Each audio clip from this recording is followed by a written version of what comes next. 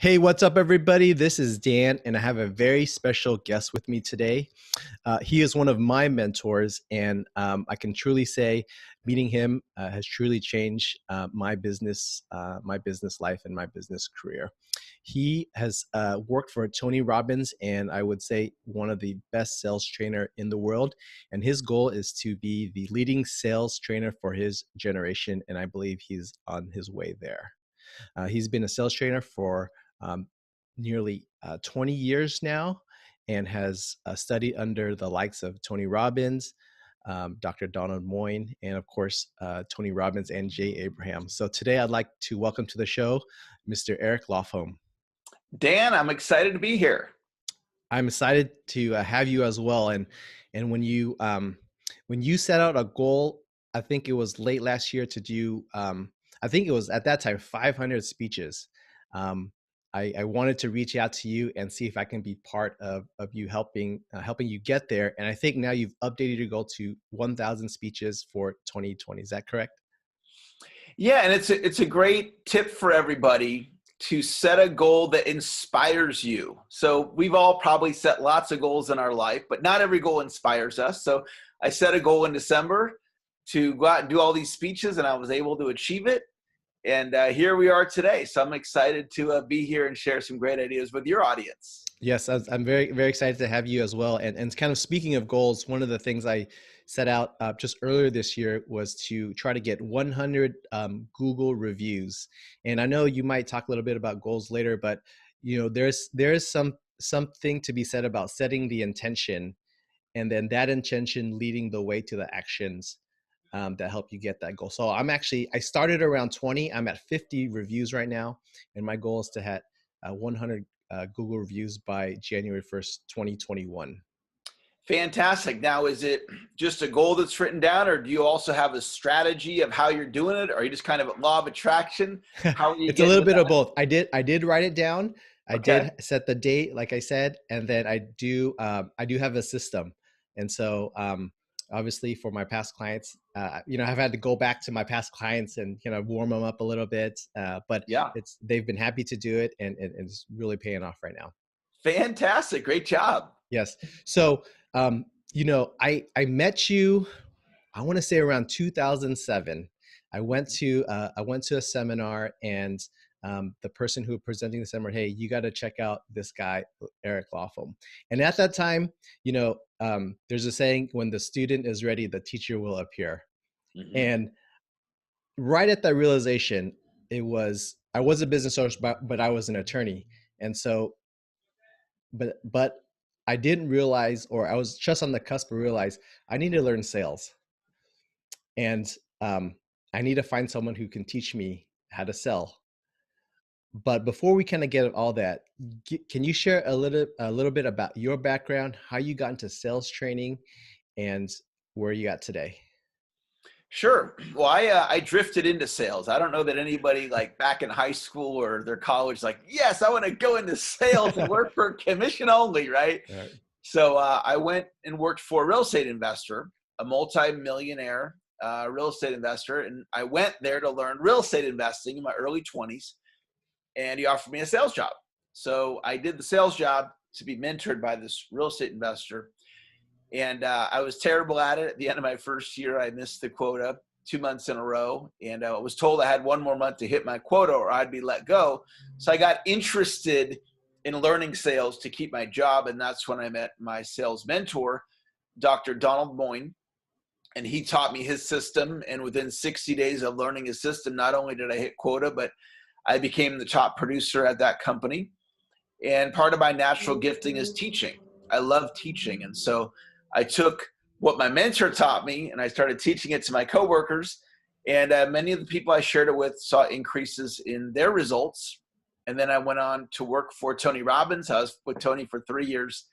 And I started my sales training company in 1999. So since 1999, I've been helping people all over the world, including yourself, to learn the art and science of selling.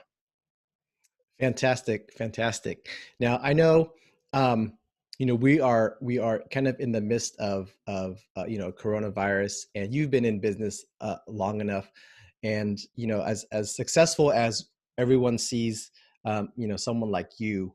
Can you share a little bit about kind of some of the rough patches you've had to go through with your sales training company? Yeah, as we pursue success in life, there's duality. So there's with up, there's down, with on, there's off, and with success, there's struggle.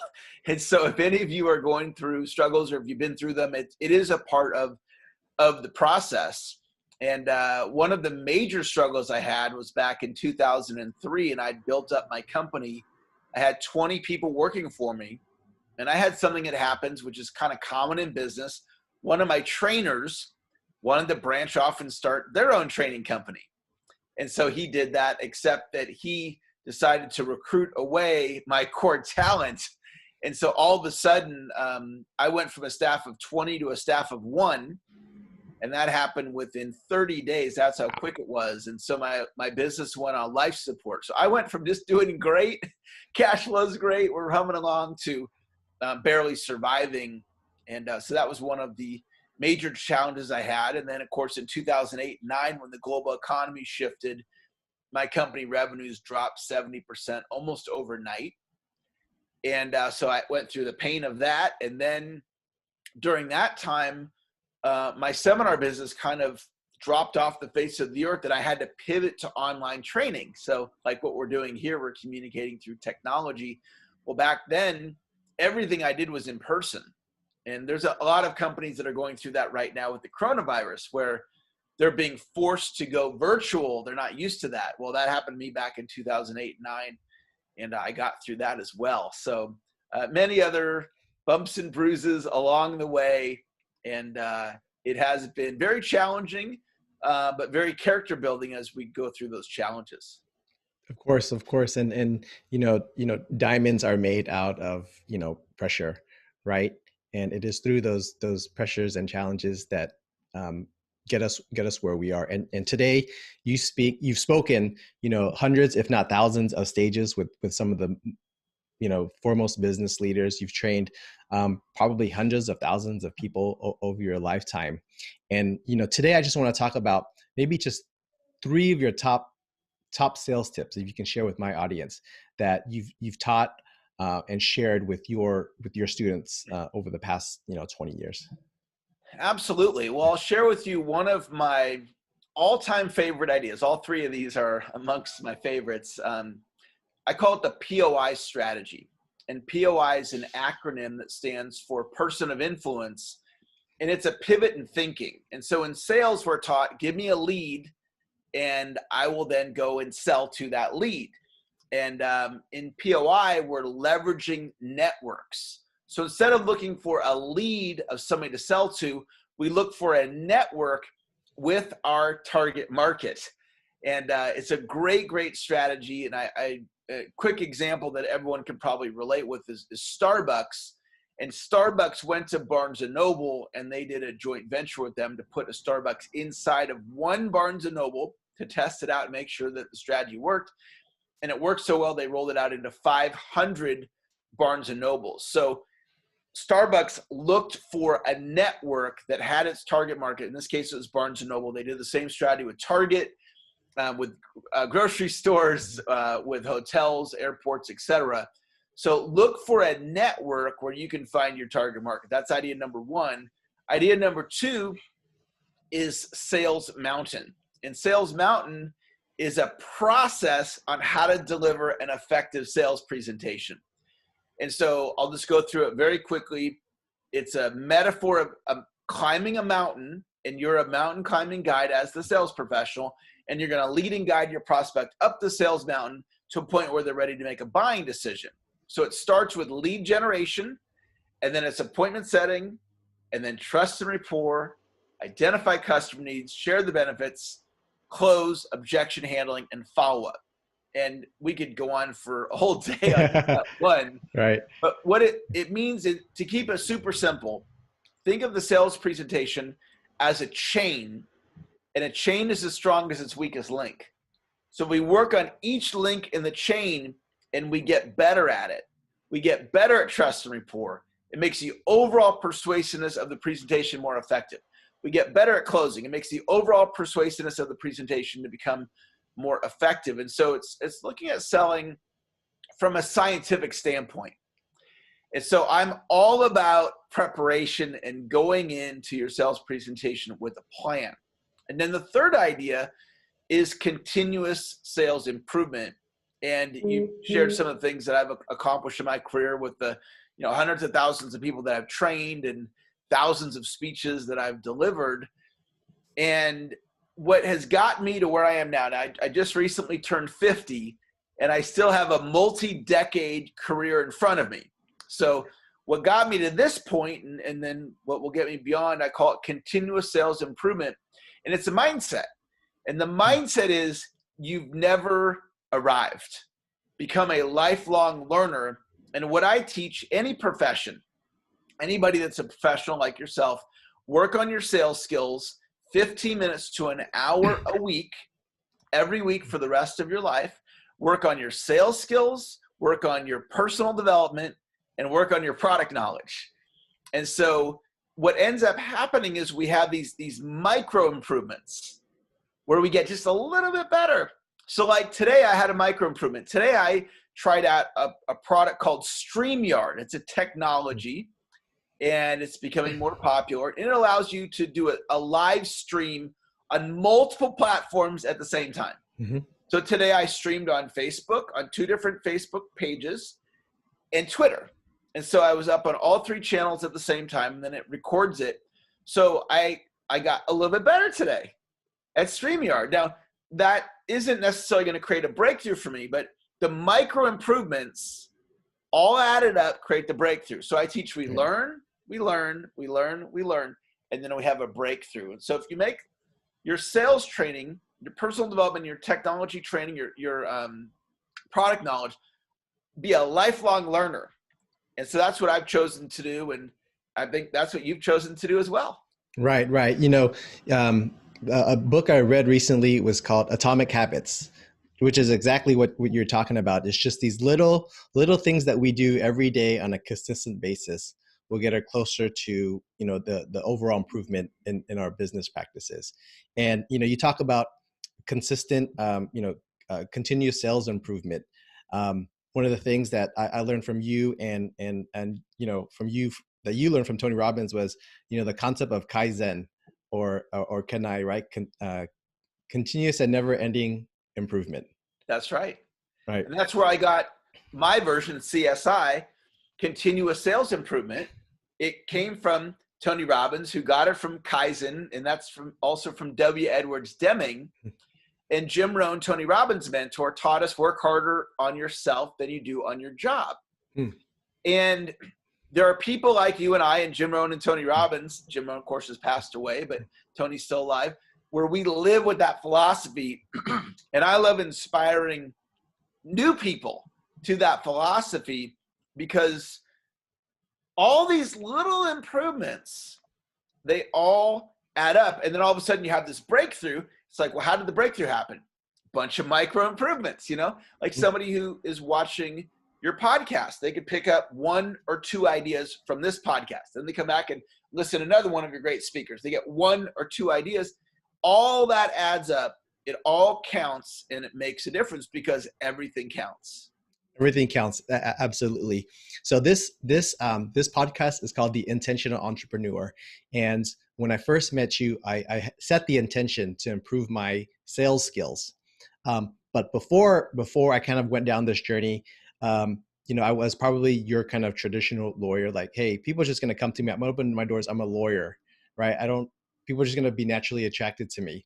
But one of the things that you helped me realize is like, everybody's a salesman, whether you are in business or not, right? If I'm sitting across from a potential client, I have to improve my closing skills, my sales skills to sign them on as a client.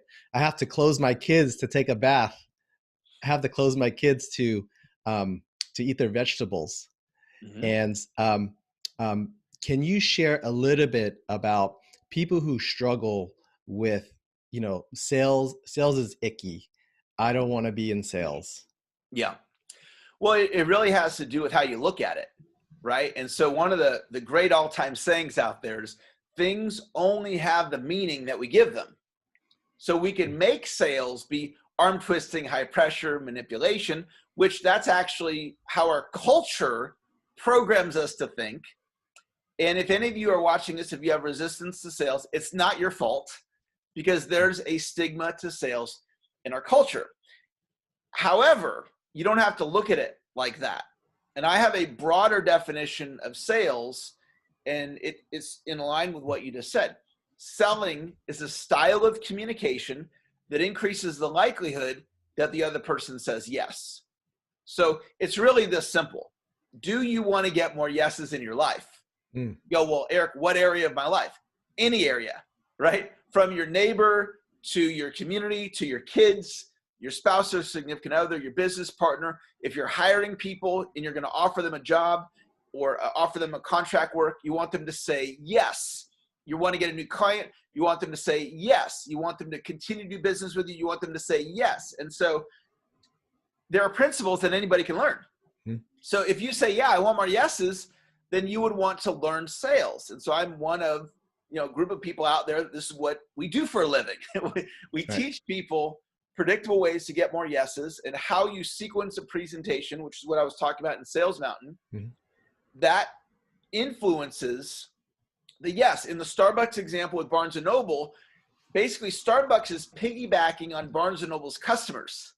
So they're able to leverage the relationship that those customers already have with Barnes & Noble.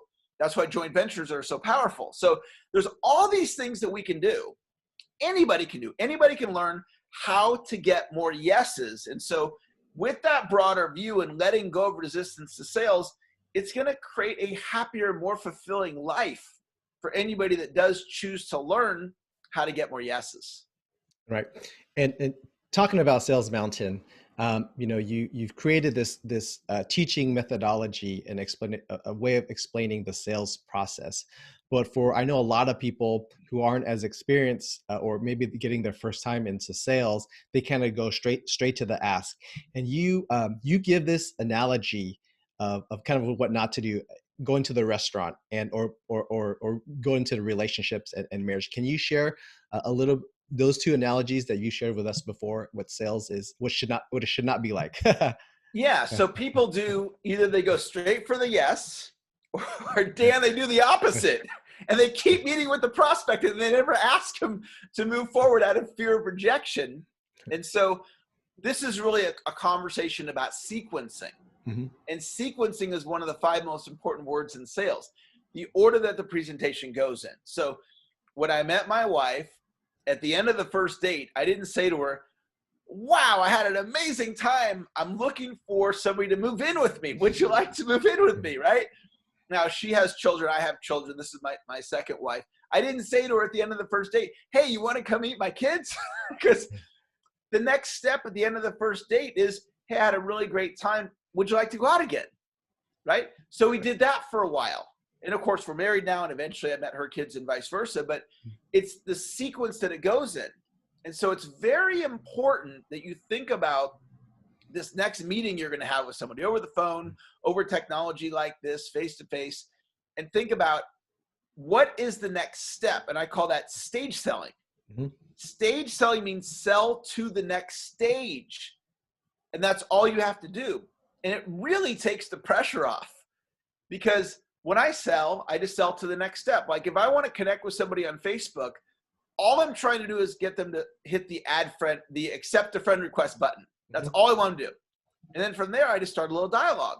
And then from there, and I just keep taking them to the next step, and then eventually acquiring them as a client. And so this is a very important consideration in improving your sales skills, is just simply think to yourself, what is the next step? Absolutely. And I've used that idea over and over again when people reaching out to me, let's try to get on a call. Let's try to get, back then it was in-person meeting, and not merely just kind of get to, buy from me right now. One of the gold mines I got from you and from Sales Mountain was follow-up. And kind of to expand that idea was, people, everyone's busy. And it's not so much that they don't want to do business with you, but sometimes life gets in the way. Mm-hmm. Can you share a little bit about maybe some long-term follow-up stories that you've gone on maybe for years until you've actually landed the client that you want? Yeah, well, I have a couple different Yeah, examples that yeah. come to mind, and you make a great point. It's like if I follow up with somebody and let's say they ignore me, they don't even return my phone call. It doesn't mean they're not interested. It's just I'm not the number one thing in their life. Right, right. In my case, I'm offering them sales training, and they got all this other stuff going on, and maybe they're really interested in doing business, but just I'm not at the top of their list. And so one story that comes to mind is I prospected this referral. It was for a speaking engagement, and they had an expected attendance of 1,000 people, which is, for me, that's a really big speech. That's attractive to me to go and speak in front of 1,000 people. So I contacted this person. I said, hey, I was referred to you.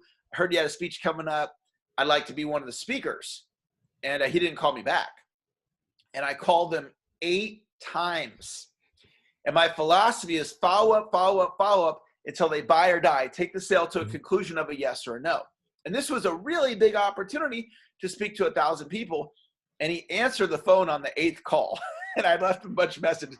My heart started beating really fast. It's like, what's he going to say? Like, didn't you get the hint? I didn't call you back because I'm not interested. I thought maybe he was going to blast me, right? And anyway, I ended up closing that deal. And I spoke and I did $25,000 in business at that event that I never would have had I not applied the philosophy of follow up till they buy or die, take the sale to a conclusion of a yes or a no. And another example is I wanted an endorsement from my marketing mentor, Jay Abraham. He's a very well-known marketing expert for any of you that are watching that are into marketing. And I wanted him to endorse me as a sales trainer. And so I approached him 3 years ago and I asked him for an endorsement, and he didn't say yes, but he didn't say no. And I really wanted the endorsement. So about 6 months later, I followed up with him again, and he didn't say yes and he didn't say no. And I followed up with him for 3 years and he didn't say yes and he didn't say no. And finally I got the endorsement. I got it just a couple of months ago, and I never would have got it if, number one, I didn't set the intention that I was going to get it. Number two, I didn't have it as a goal. And if I had just said, well, look, I've been following up for 2 years. Okay, I guess it's not going to happen. I held the belief in my mind, either he was going to give me the endorsement, or he was going to die, or I was going to die, or he was going to just tell me point blank, look, Eric, I'm not going to do this. But if he doesn't tell me I'm not going to do this, like firmly, I'm going to keep trying. And I got it. And I never would have got it had I not had that mindset and not had that follow through. I call it the $50,000 idea.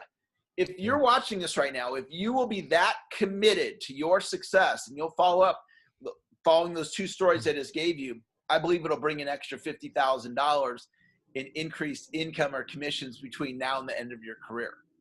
Absolutely. It's, I would say, at least hundreds of thousands of dollars for me, just Awesome. following up and follow up until they buy or die or unsubscribe, no matter which circles you're in. So going back to this, the sphere of influence, this is one of the most powerful ideas you have. And I know you talked a little bit about it on on this past week's Platinum Protege call, but can you talk a little bit as to the mindset? Because I think for some people, yes, they want to tap into someone who has a high influence over a large group of people. But aside from, yes, we can do fee splits with those people. But if they're not in the position to, how can I give value to that particular person of influence? Yeah. Well, it's really entering their world, and it's viewing their experience, their experience from their perspective. And so in selling, if I want to sell to somebody, I want to step into their shoes and look at how are they going to benefit by buying my product or service. Well, we want to have that mindset when we're building a joint venture or collaborative relationship. So go back to the Starbucks example. Starbucks essentially said to Barnes & Noble, look, put us in the corner where you don't have a lot of traffic, and we'll make that more profitable for you. That was their value proposition. Mm. So you have to think of a value proposition. And one great value proposition is called a reciprocal referral relationship. So it's a real estate agent and an insurance person. And the realtor goes to the insurance person and says, I'll refer you if you refer me. And they set up a reciprocal referral relationship. Values exchange there. That's very logical. Or you mentioned like a fee structure, a referral fee. Mm-hmm. You know, if you refer me, then I'll give you a percentage. Another way is just to ask as a favor. So when I get my next book and I want to really get the word out, I'm going to call in a bunch of favors. I'm like, hey, can you do me a favor? My book's coming out. Can you help me get the word out? And I won't, in many cases, I won't be offering a reciprocal. I'll just say, hey, can you do this as a favor? And there's all kinds of ways to create value for somebody. So you just enter their world, view their experience from their perspective, and maybe just ask them, hey, I would love it if you would promote me or refer me to your network.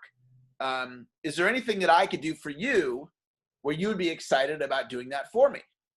So those are, a couple of different examples. Yeah, I'm gonna write that script down and make sure, because I think that's totally on point. Okay, we're kind of at the end here, and so I'm gonna go into the rapid fire question and answer part. Okay. And so just answer the first thing that pops in your head. Okay. All right. Who do you look up to?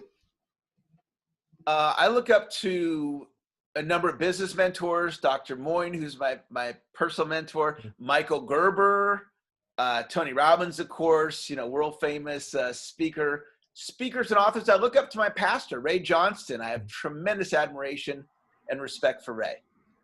What's the best business book you've ever read? Probably E-Myth.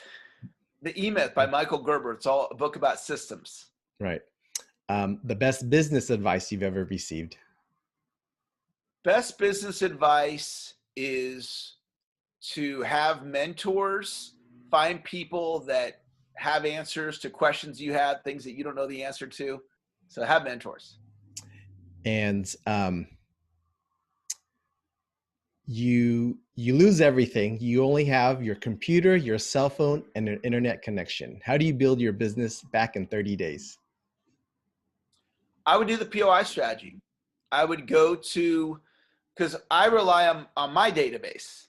Well, I can go to someone else's database, and if they promote me, I can literally I can pick clients up like that. So I would leverage other people's networks, and I would be back in a place of success very quickly. Fantastic. And if you can do one thing over again, what would it be? I would have gone in and done corporate training sooner. So my company for years has been focused mostly on the end user, the actual salesperson, versus training sales teams. And so that's one of our pivots in my company right now, is working with sales teams. And I would have done that sooner. All right. And finally, what's the number one challenge in your business today? Number one challenge, I'm in a big growth expansion. And it's not about me producing, it's about my team producing. So it's building up the infrastructure for the growth. It's getting more leads for the growth. It's training the team. It's really about, it's me putting on a different hat. It's me expanding in my leadership skills. Fantastic. All right. Thank you so much, Eric Lofholm with Eric Lofholm International, Master Sales Trainer. If we want to learn more about you, about what you offer and your trainings, where can we go? Best thing to do is Google me. I'm the only Eric Lofholm on the planet. I'm on almost all the social media platforms, Facebook. And if you're on Facebook, find me there. If you're on YouTube, find my YouTube channel. If you're on Twitter, find me on Twitter. LinkedIn, connect with me on LinkedIn. And my main website is saleschampion.com. All right, we'll put that link in the show notes. Thank you again, Eric Lofholm, for spending some time with us, and hope you're staying safe up in Northern California, and we'll talk again soon. Thanks, Dan. My pleasure.